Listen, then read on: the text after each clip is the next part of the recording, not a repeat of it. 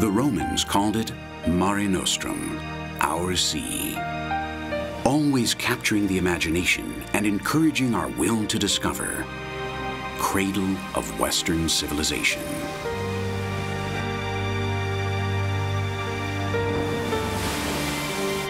Man understood immediately that control over this sea and its natural resources would award them hegemony over the known world.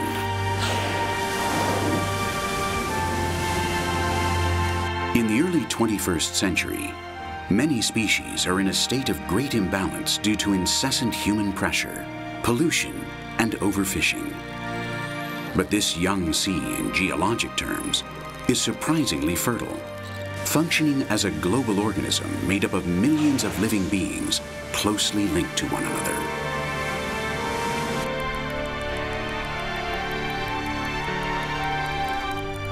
Animals that range from the mythical colossi to the smallest of invertebrates form a chain in which each link is indispensable for the whole to function properly. The diverse biocenoses are closely linked by the various forms of life that live in its different stratums.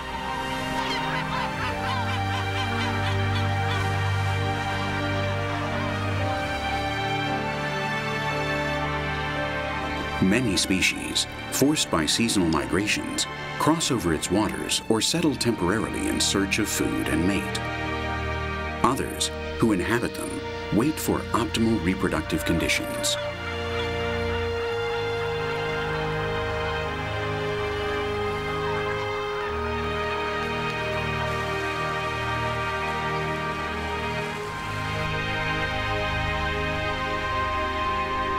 Alchemy is produced in its warm waters. The most basic nutrients, gently swayed by the currents, make up the breeding ground for life.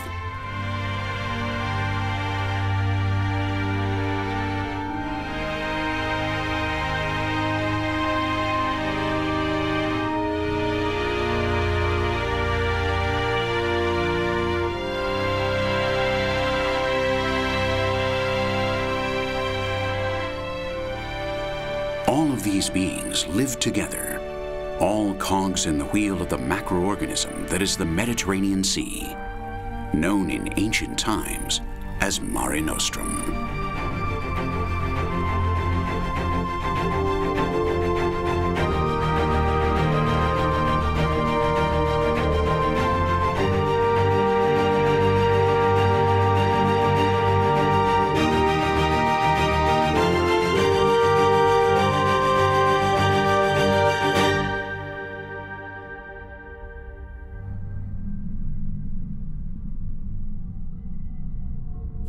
Years ago, the Mediterranean Sea Basin was an enormous desert valley with tall mountains forming huge canyons and hypersaline lakes.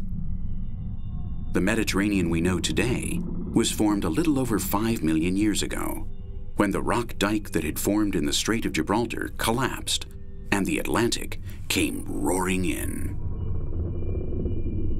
Creating the largest waterfall in history, what took millennia to become arid, filled up again in just a few years. Nowadays, the Strait of Gibraltar is still an indispensable source that maintains the levels of the Mediterranean, since it loses more water to evaporation than the amount that rivers empty into it. Although not only water crosses through the most transited strait on the planet.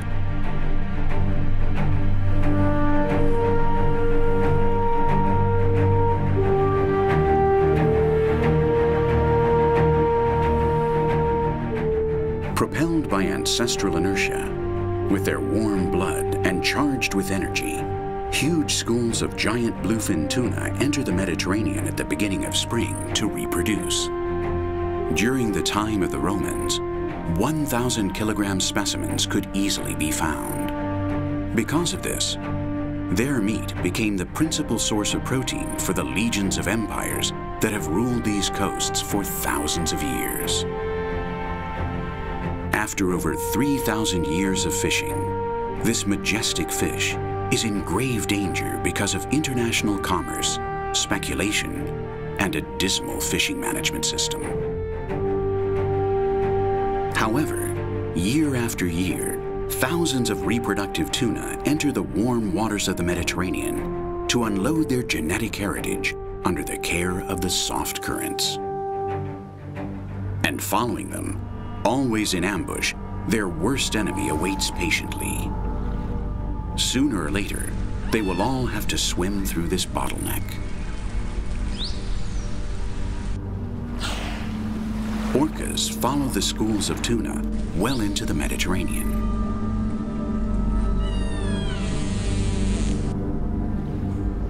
They hunt in perfectly coordinated matriarchal groups, communicating through echolocation. Each clan has their own dialect, understandable only by their own members.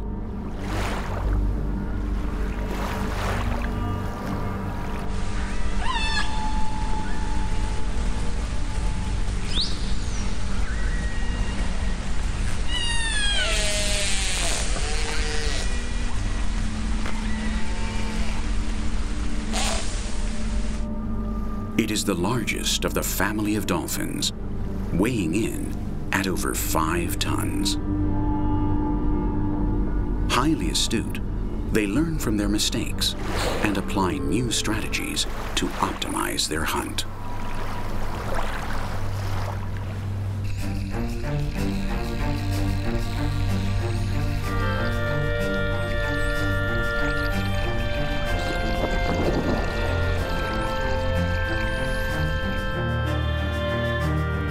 Always in search of banks of smaller fish, other toothed cetaceans such as pilot whales, striped dolphins, common dolphins, and these bottlenose dolphins can be found along the various continental shelves in matrilineal familial groups.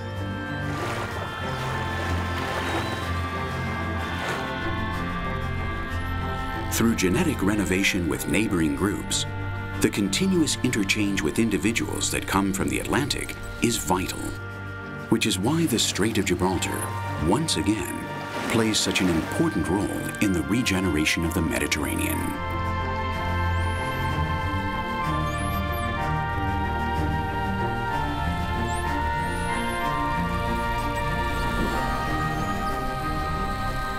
The indigenous population of the bottlenose is particularly affected by trawling, since the fish they catch are the very same species that make up the dolphin's diet.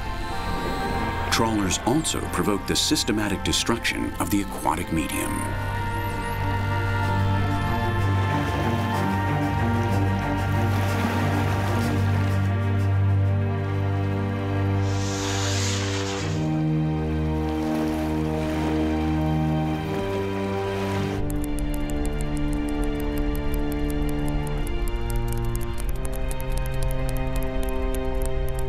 Like the rest of cetaceans, the sperm whale makes use of a rich variety of low and high frequency vocalizations, using their characteristic clicks to communicate, find its bearings, and locate its prey.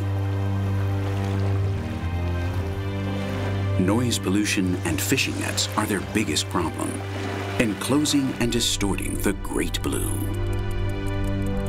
This mammal, which can reach up to 18 meters in length, ventures into the most profound canyons of the Midwestern Mediterranean to find and hunt its favorite prey, the great abyssal cephalopods. It can reach unfathomable depths thanks to its highly compressible tissue, as well as to its spermaceti organ, responsible for the unusual and colossal size of its head. Filled with an oily substance, it serves to, among other things, adjust floatability. As it descends, the cold water and pressure solidify this material that acts as a ballast, easing its immersion.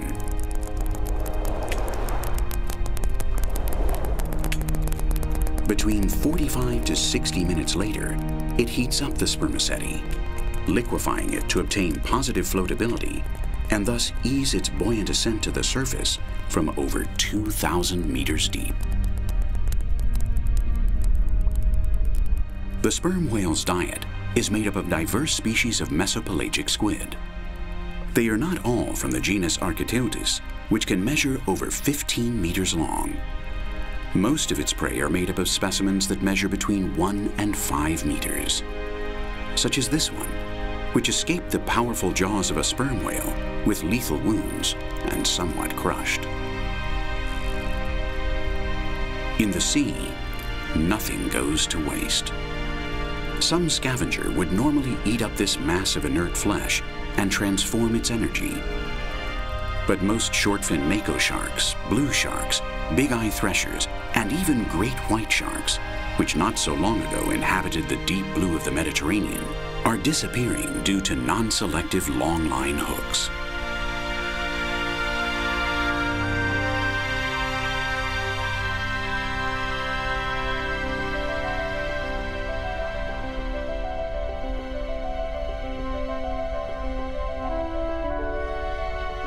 Countless pelagic species sway at the mercy of the soft currents along their tireless journey.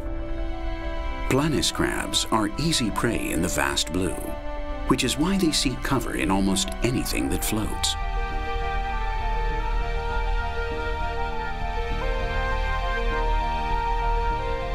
Diverse species of chelonids provide cover for these guests, which grab hold of the folds in their wrinkled skin, and feeding off the various organisms that inhabit the turtle, they keep it moderately free of parasites.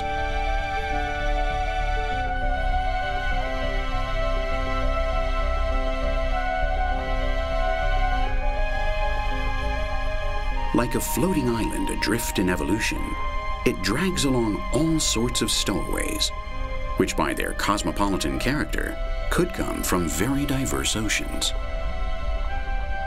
Fish, crustaceans, mollusks, algae, and the very turtle itself make up a small, errant biotic community in symbiotic harmony, until one of its inhabitants grows too much, rendering it a parasite, which will lead to the long-term destruction of this biosynosis.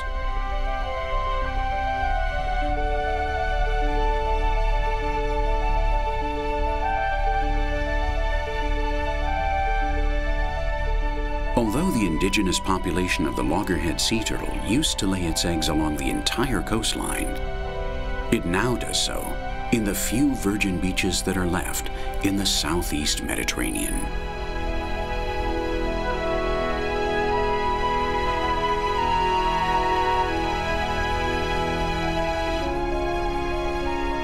Tempted by the drift fishing gear, very few of them arrive at their intended destination.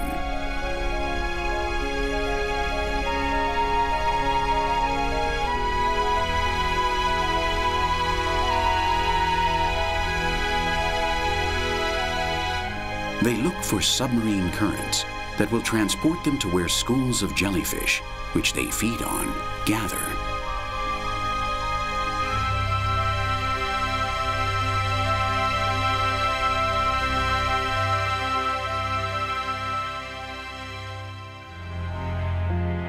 The bodies of these ethereal beings are less than 4% organic material. The rest is just water and the magic of life.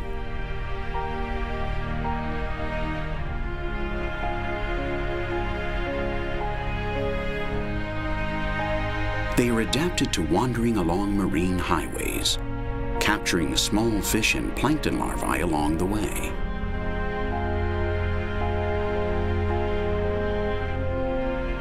Cnidaria, a family of corals, anemone, and jellyfish, go through an interesting growth phase. Their eggs turn into benthic polyps, which can reproduce by themselves and become tiny jellyfish that return to marine currents, retransformed as part of zooplankton.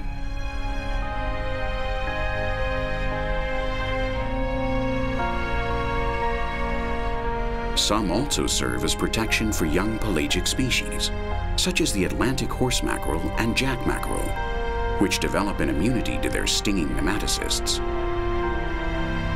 When they grow older, they'll end up feeding off their host jellyfish.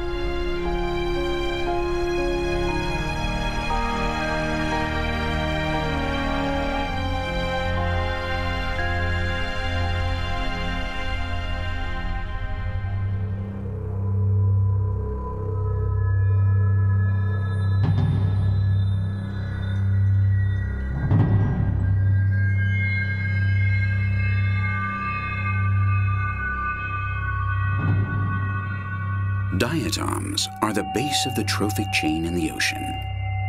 They are the basic food for microcrustaceans and for the larvae of a vast number of species in different stages of development.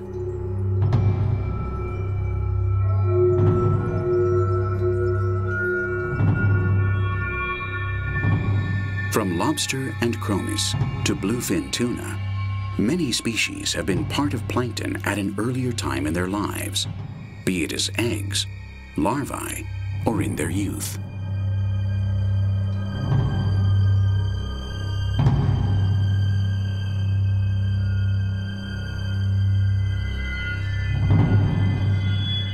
This breeding ground emerges moved by the change of temperature between the cold deep waters and the sun-warmed surface. This biothermal circuit is the engine of the Mediterranean and allows it to regenerate.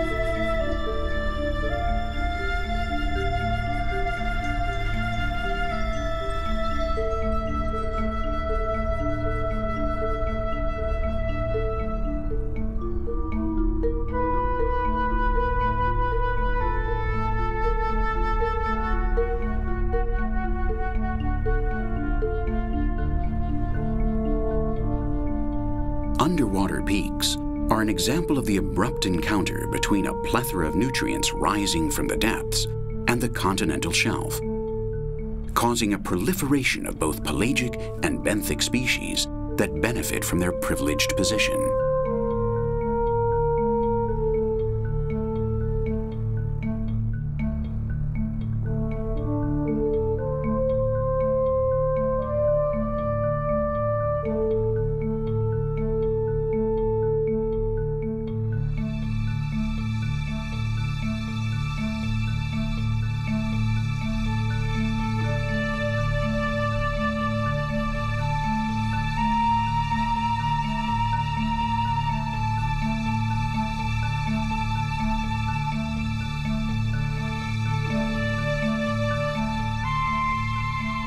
These barracudas, like many other open water hunters, spawn by dropping their offspring en masse at the whim of sea currents, knowing that most of their eggs will be devoured even before being fertilized by hordes of small fish.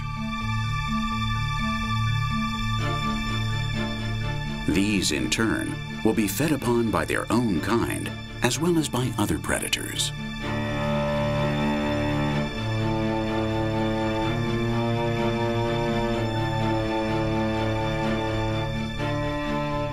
Mediterranean barracudas, jack mackerels, gilt-head sea bream, and the common dentex are designed by evolution to move almost without effort and accelerate within tenths of a second thanks to their robust caudal fins. In open waters, they tend to travel in groups. When they reach these heights, they spread out to hunt.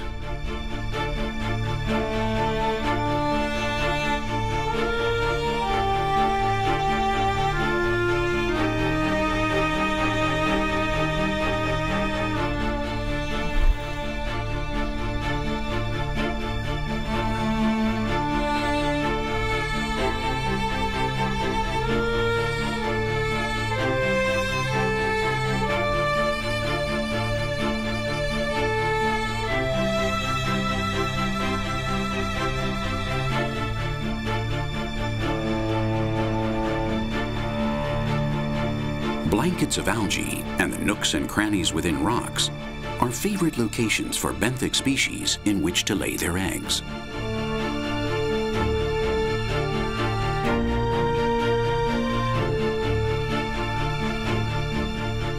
Although not even the careful damselfish will be completely safe from pillaging, these ornate wrasses have found a cavity in which the female laid her eggs, and not even the male's characteristic aggressiveness can avoid plundering. By coordinating the moment at which spawning takes place, the damselfish ensures that enough will survive to maintain their population.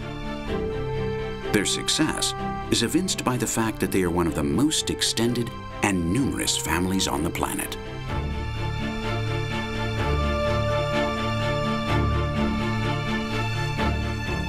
Fish that are specialized at capturing worms, small crustaceans, and mollusks among rocks and algae, such as sargo and hardheads, also find plenty of food in these submerged peaks.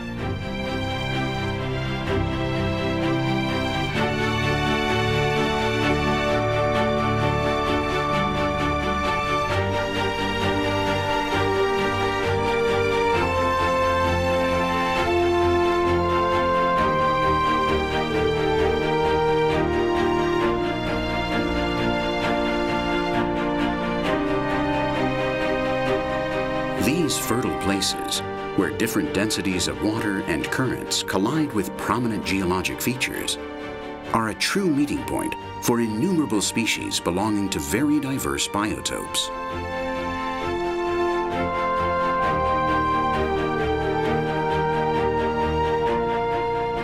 Many arrive here dragged by or taking advantage of the unstoppable flow of currents. They come from great distances to coincide with optimum tides. Others are permanent residents of these submerged islands with an amazing biodiversity that play a vital role in energy exchange.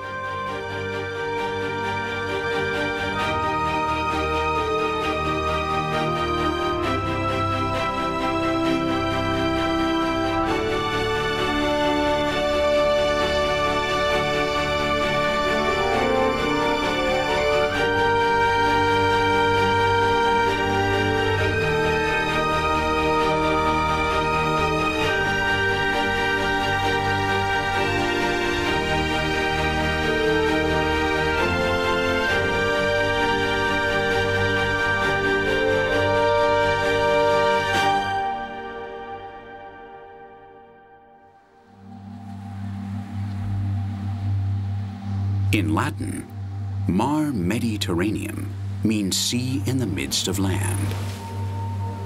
With a surface area of 2.5 million kilometers, it is the largest inland sea on the planet. And of its 46,000 kilometer long coastline, 40% can be found on countless archipelagos. The majority of the islands that we see today are peaks of the tallest of these enormous mountains, which emerge from the sea in cycles.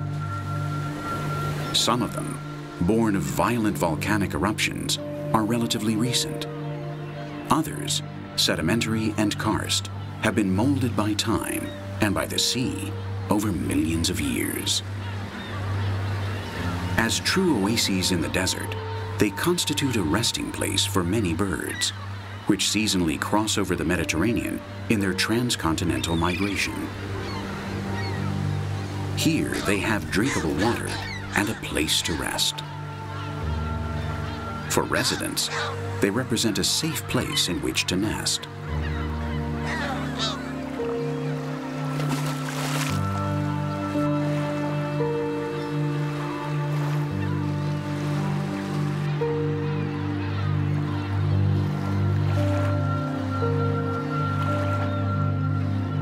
Although what we see on the surface is just a small part of the Mediterranean's biological framework.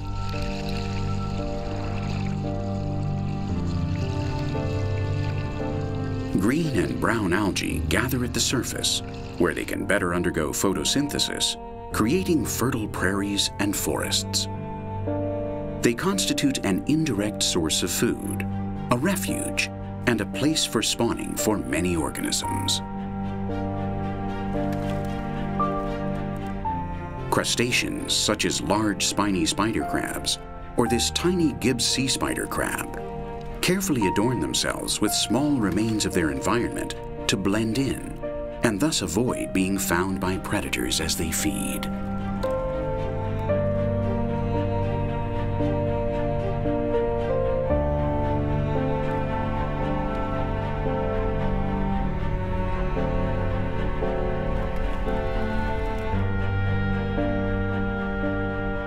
Many wrasses usually rest hidden among the algae, within which they blend in perfectly.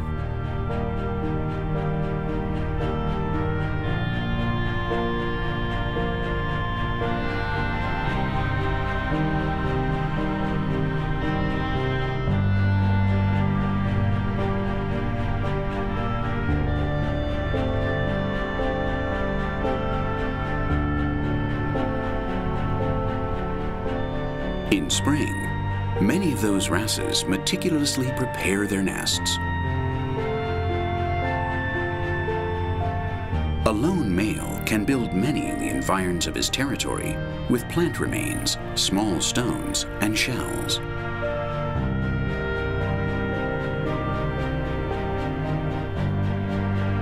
These apparently chaotic accumulations will protect the eggs that the different females who are attracted by the male's effort will lay.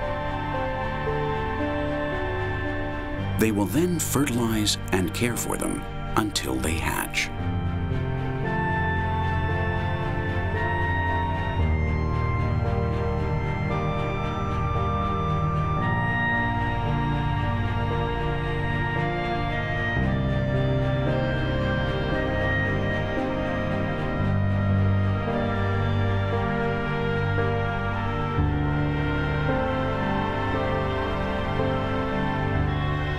The Mediterranean tapeweed is an indispensable group of indigenous algae.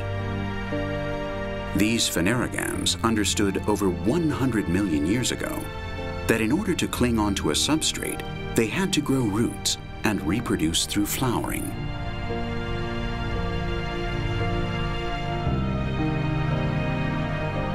When the Mediterranean was formed, they adapted perfectly well to its coastal seabeds and mild temperatures.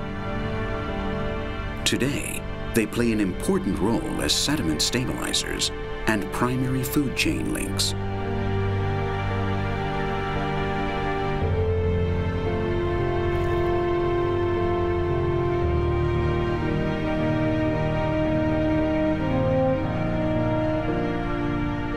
This great mollusk is encrusted in the soft substrate that came about from the accumulation of calcarean remains in the knots of roots and rhizomes of the Mediterranean tapeweed. The firmly anchored noble pen shell filters organic particles supplied by currents, from which it extracts the chalky sediments to make its shell, which can grow up to 80 centimeters.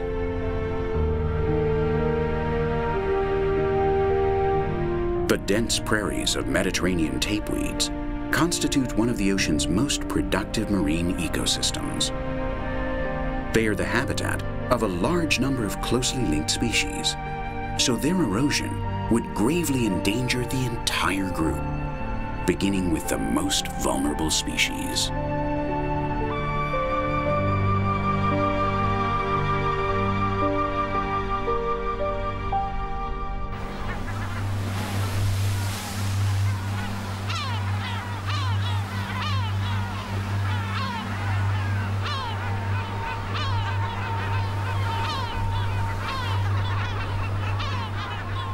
The most abrupt cliffs of the islands of the Mediterranean coast house various populations of birds of prey. They make their reproductive and migratory cycles coincide with those of marine birds so they can prey on their chicks. This young peregrine falcon female seeks out new hunting grounds.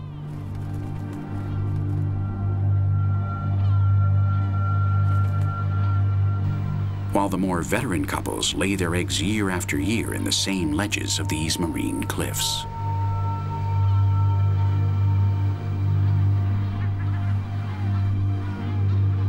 Kestrels, peregrine falcons, and even Eleonora's falcons, originally from Madagascar, feed off a seasonal flow of travelers from other continents.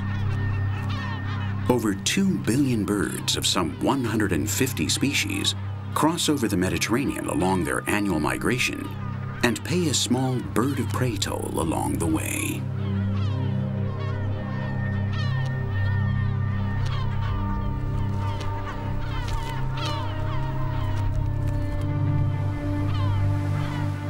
Island cliffs, lacking nest predators like rats, are taken advantage of by varying species of marine birds to establish colonies of offspring.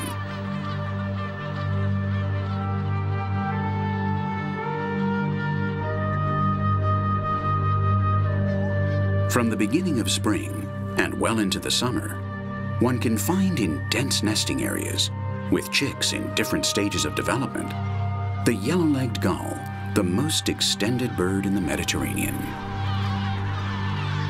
These gulls are very territorial and aggressive, which is why they displace other species, often preying on their nests. What's more, they've gotten used to eating in landfills, where they find food year-round.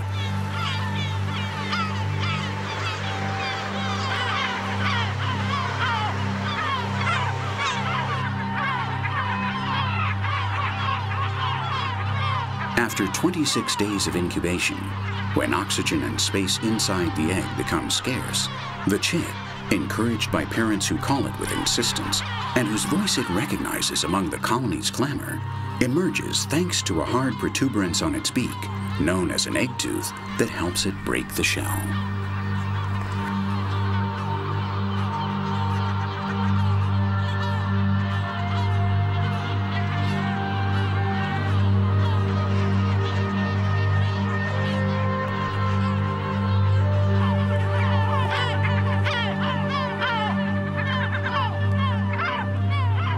They usually have 2 to 3 chicks that leave the nest within a few days, moving about its environs while they wait for their parents, who feed them incessantly.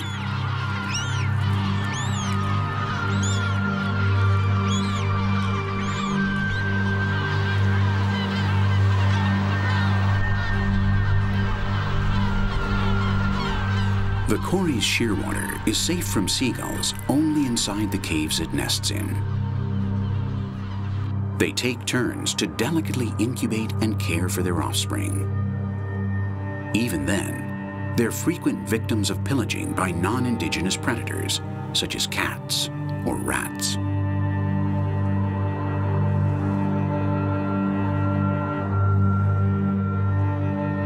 Every 8 or 10 days, and always at night, the couple relieves each other. One goes out to sea to feed on pelagic fish, while the other remains protecting and warming their only egg. When the chick hatches in autumn, which will be born after a month of incubation, neither will step on dry land until next spring, when they return to the Mediterranean cliffs to reproduce.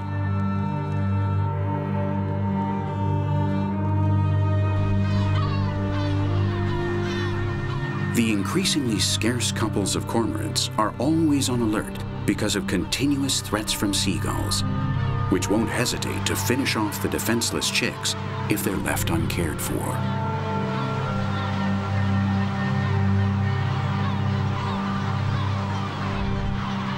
The excessive success of a single species causes the demise of the rest with which it lives, as well as the degradation of the habitat they share.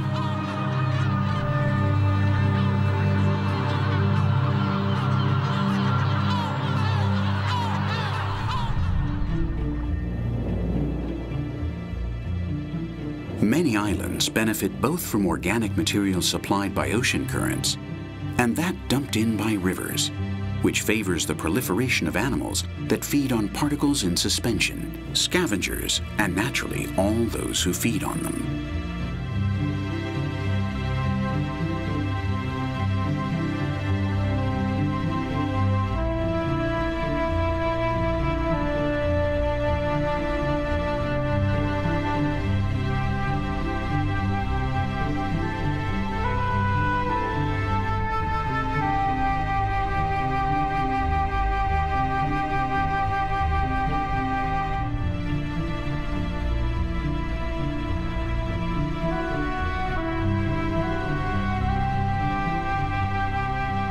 In order to capture particles in suspension, this spirograph worm expands its spiral tongue with hundreds of tiny barb-filled filaments to trap nutrients brought in by the currents.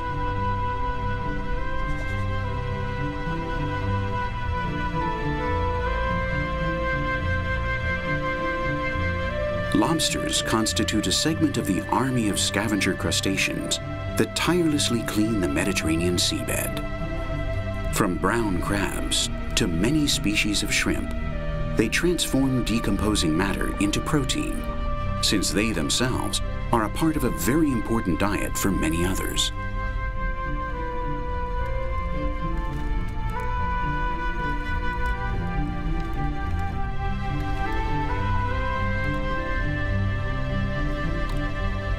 The lobster's only defenses are its antennae and its spiny exoskeleton, which it must shed periodically when it gets too small.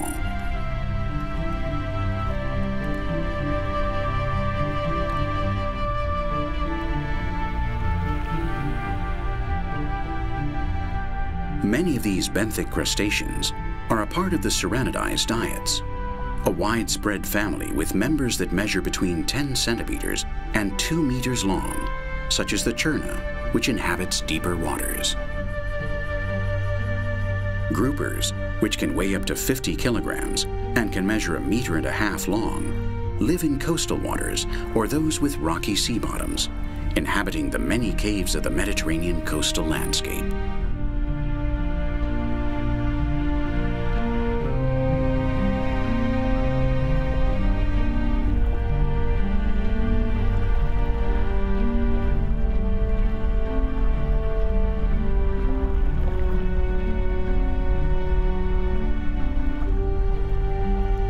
They feed voraciously off crustaceans, cephalopods, and even off smaller individuals of their same species.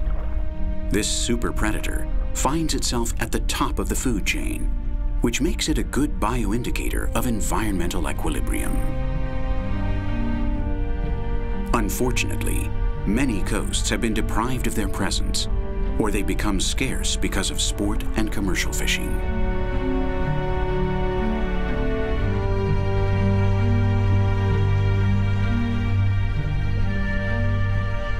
In the walls that are most exposed to currents, nutrients flow with great intensity, only to be intercepted by an endless number of minute tentacles and arms.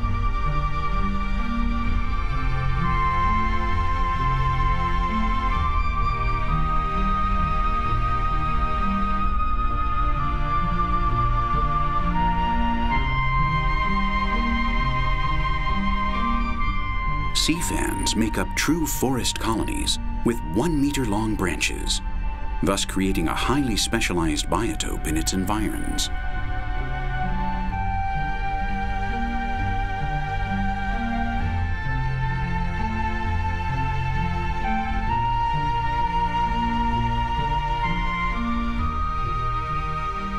What seem like flowers are really coral polyps that live in community, capturing microorganisms and particles in suspension. These seabeds are covered with embedded colonies of diverse species, some more widespread than others, which have reached similar feeding solutions. While sponges and sea squirts are poriferous filters, anemone, anthozoa, and bryozoa actively capture their food. These encrusted yellow anemone of up to 2 centimeters in length are united by rigid bases that anchor them to the substrate. Most use the solid remains of their prey as a resource to build structures of varying hardness. They don't, however, reach the size of their warm water cousins. Coral communities in the Mediterranean are equally productive, undergoing vital bioconstruction tasks. The calcareous skeleton of the coveted Mediterranean red coral grows very slowly, from 3 to 5 millimeters a year, which makes its regeneration difficult. Up to the 20th century, great Anthozoan forests could still be found, which man has used to adorn himself for over 30,000 years. Nowadays, it's one of the most threatened species in the Mediterranean because of commercial exploitation, which was, up to relatively recently, carried out by highly destructive methods, not only for corals, but also for the rest of the species with which it cohabits.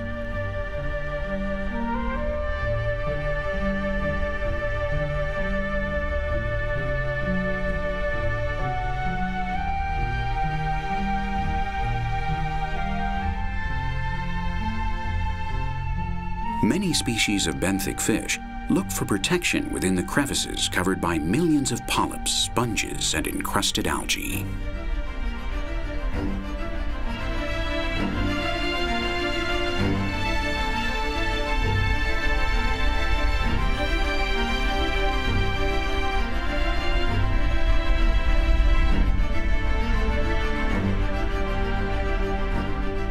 Red scorpionfish are strongly territorial. Between May and August, their reproductive behavior becomes obvious.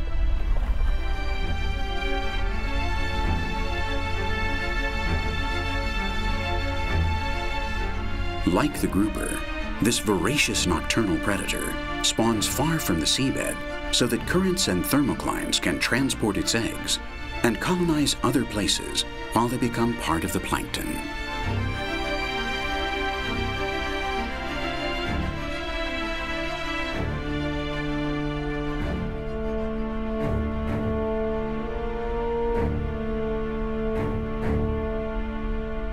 Adult male octopuses also wander about in search of receptive females with which to leave their genetic inheritance.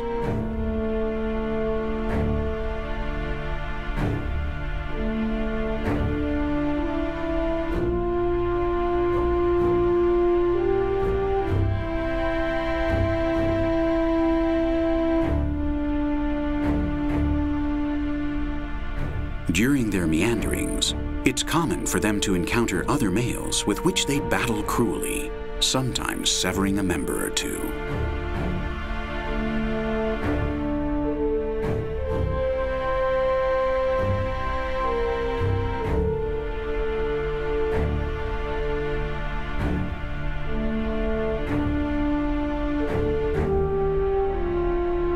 Females await the arrival of a male to fertilize their eggs, which will hang inside its lair, where she'll keep them as oxygenated, clean, and protected as her strength allows her. When they hatch and disperse, their mother will die of starvation and exhaustion. Then a century of crabs, shrimp, and other scavengers that she used to feed upon will in turn feed on her remains, thus closing the biological circle.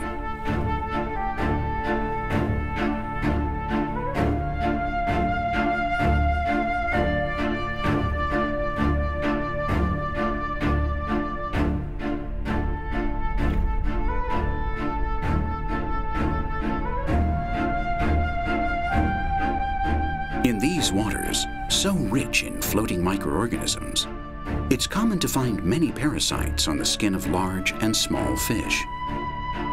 Like morays, many turn to the specialized help of fish and shrimp to get rid of bothersome guests and to keep clean.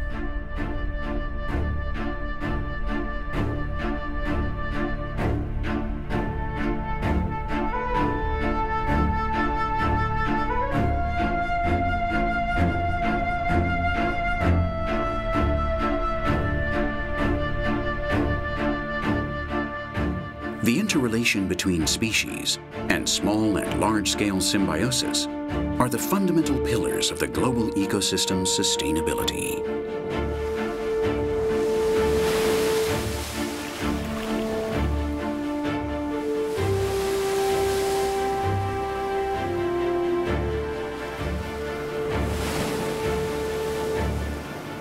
The Mediterranean is a sea of moderate currents and tides. However, with eternal insistence, the tides have sculpted the whimsical profile of its coastline.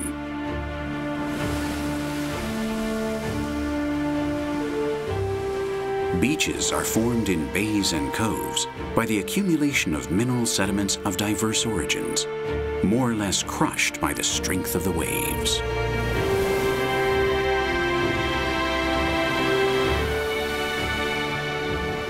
In order to avoid beach sand from being washed away by currents, it's essential that Mediterranean tapeweed prairies carry out their vital function of holding on to substrate, thus firming down dips to avoid the movement of submerged sands. This forms a firm base on which superficial sand can settle, so instead of being washed away, it accumulates.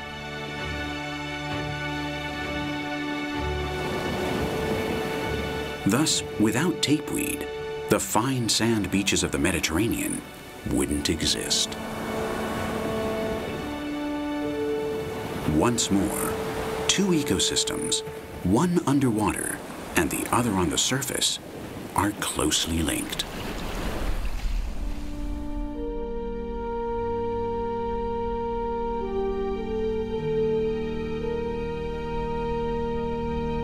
Toppled a long time ago, the former king of the Mediterranean beach, the monk seal, refuses to disappear from the planet.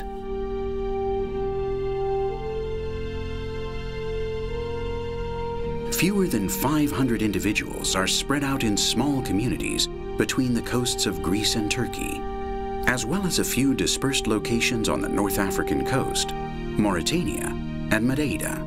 They are destined to disappear in agony because of the vast distances between their population and the drastic reduction of their vital space.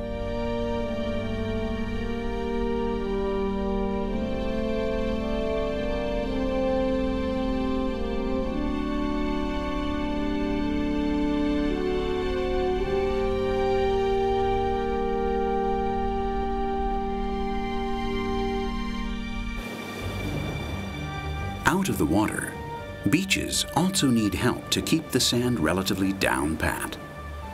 For that, they turn to the all-important vegetation, which creates dunes and terraces that prevent the sand from dispersing in the wind and protect many birds that come to the coasts to nest.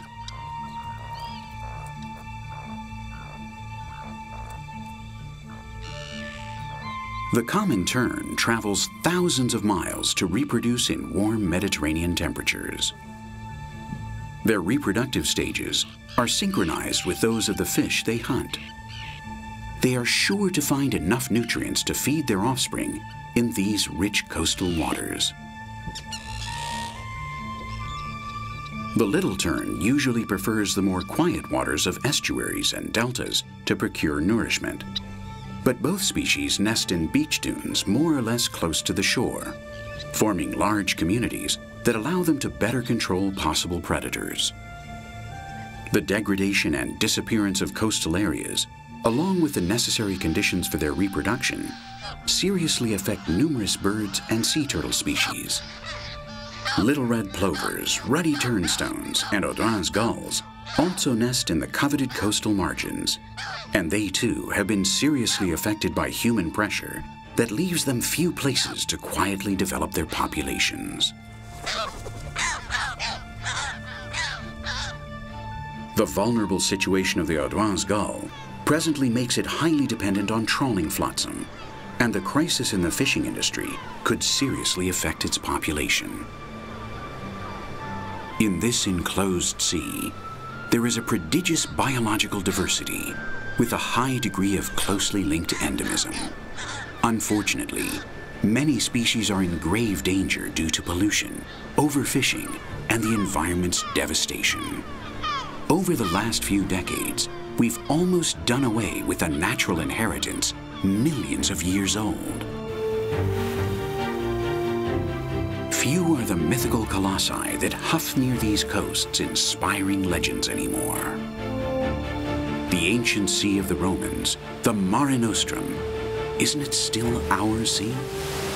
The sea that washes over 3 continents, that has seen the birth of hundreds of cultures since the origin of man, and that still feeds us.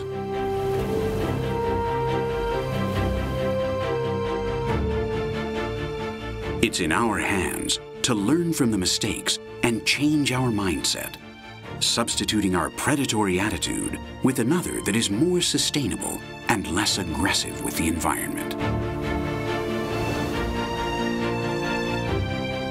After After thousands of years supplying enormous resources to empires that have ruled its coast at its expense, we now better understand the biological function of this small ocean.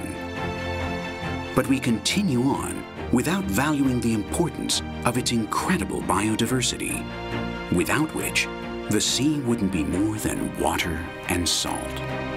And us? Who knows what would have become of us without our sea?